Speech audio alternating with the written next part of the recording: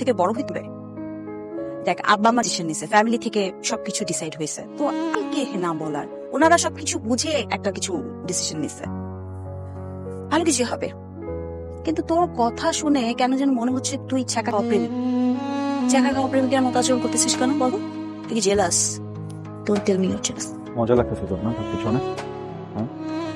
তুই ব্যথা লাগতেছে তো হাতে? আরে আমার তো ব্যথা লাগতেছে, তুই ধরছিস কেন? অনেক ব্যথা লাগতেছে। কি করবো নাকি?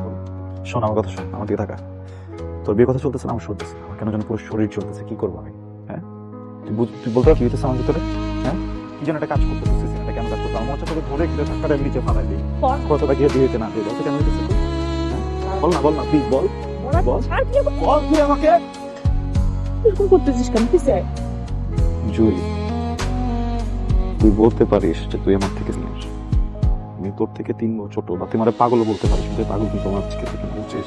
আমি ছোটবেলা থেকে তোর পাগল, আমার ভিতরে একটা ভয়ঙ্কর অনুভূতি কাজ করে তোর জন্য। আমি যখন তোরা দেখি না আমার অনেক আরাম, শান্তি লাগে। তুই যখন আমার চোখের সামনে না থাকো যেন ক্র্যাঙ্কি হয়ে থাকে, আমার কিচ্ছু ভালো লাগে না। তুই এটা হ্যাঁ, তুই বলতে পারবি অনুভূতি?